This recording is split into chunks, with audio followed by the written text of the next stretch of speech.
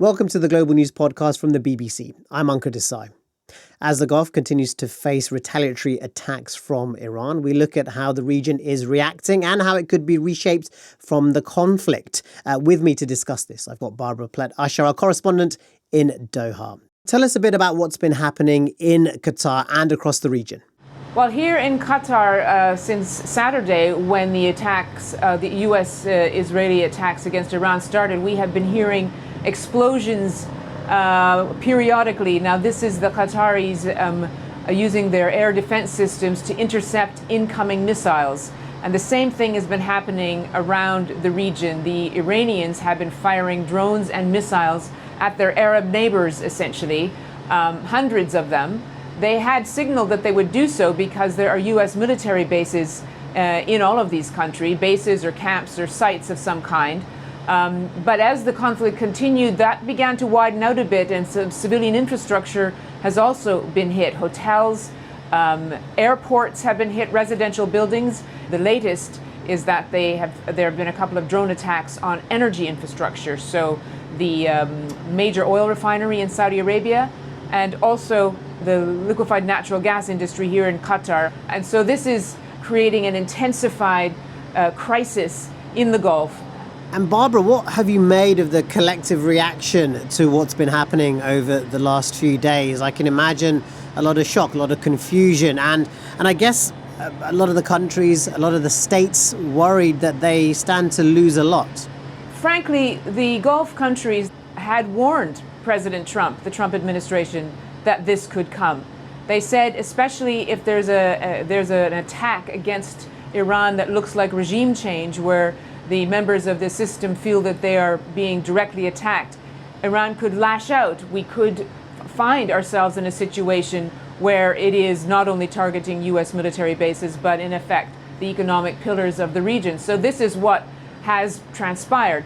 How are people responding? The officials, they're angry. I was at a press conference by the foreign ministry here, and the spokesperson said all the red lines have been crossed. Our national sovereignty is under attack, and it's not just military sites, as I mentioned. He said it's other things as well. So they are angry.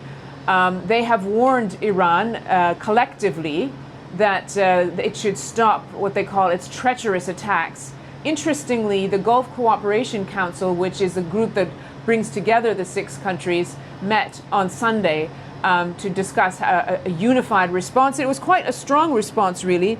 They said that they basically signaled readiness for collective self-defense because of all the energy disruptions and the security risks. They said that they could transform the Gulf from a defensive shield into an active theater of response, and that they were activating joint air defense systems. So they're very much messaging that they are not going to tolerate a constant and complete disruption of their economy and their security.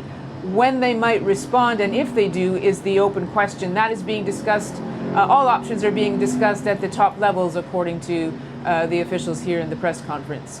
Barbara, the relationships between the countries are interesting, complex, and I guess so key and pivotal in all of this. Iran, all of the 6 states share a waterway with the country, and all of them probably share a wariness for many decades. And I guess this is really being tested now to the limit, all of their relationships between each other, but especially with Iran.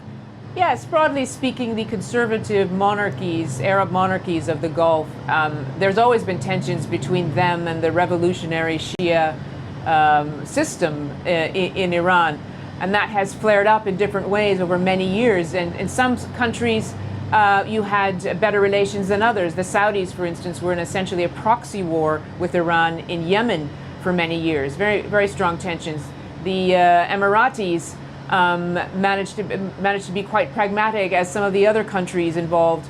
The Emiratis have had a strong business with Iran. They do have tensions as well, but they manage those diplomatically. I think they have about a third of Iran's trade comes through the United Arab Emirates, a very big Iranian business community there. You have Oman, for example, which has really placed itself as somebody who can mediate between Iran and the West, as well as mediating the talks on the nuclear file since I was covering it back in 2015 when I was doing covering the State Department, and again started again with the latest round of talks. They were held in Oman. So you do have these different approaches to Iran within a wider framework of a general tension between the Arab Gulf monarchies and the Shia Islamic Republic. When it comes to Saudi Arabia, Barbara, how do you think they are holding their cards? I imagine very close to their chest, but they will play a crucial role potentially in this as well if we see more escalation in this region. Yes, they're a political and economic heavyweight, and they did have quite tense relations with Iran for many years, I think direct rivalry really. But in recent years, they had been improving those relations, partly because the Gulf Arabs were moving a little bit back from Israel, especially over the October War, but for other reasons as well.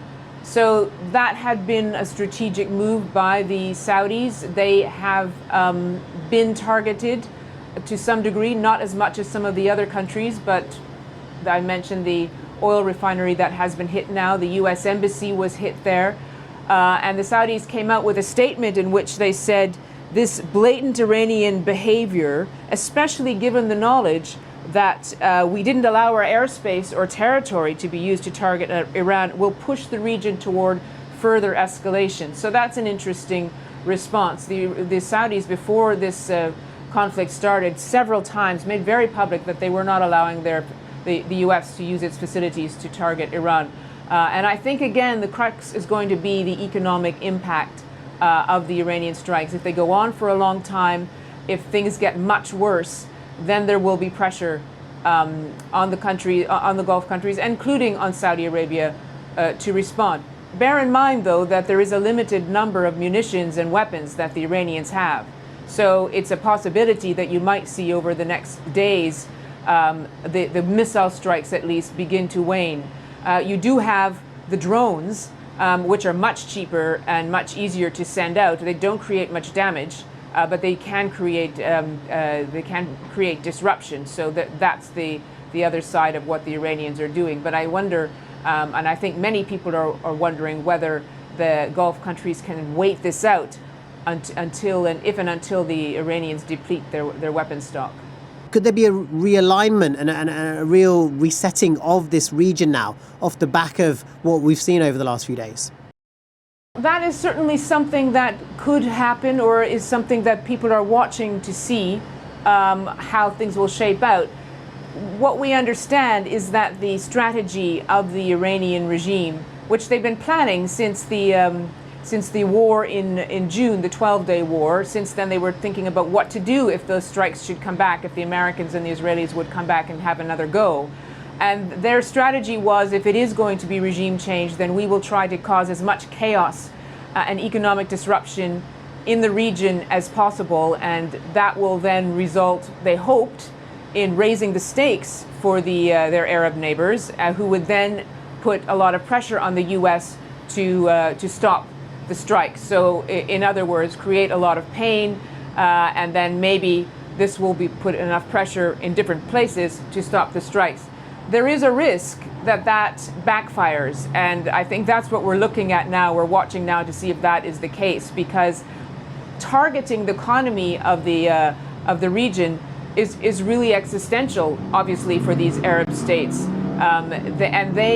there's a risk that this could move them further into the U.S. orbit and perhaps make them decide that they do have to stand against Iran, even if they all very, very much fear greater escalation. Their instinct is de-escalation, but it's a question of joining the war or seeing their economy sort of crumble around them. I think that's a strong way to put it, but the deterioration of what they've seen, what they've built.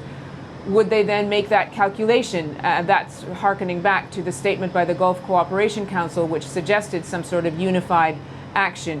What exactly that might involve? Perhaps they would allow the U.S. to use their facilities to target Iran and maybe coordinate with them.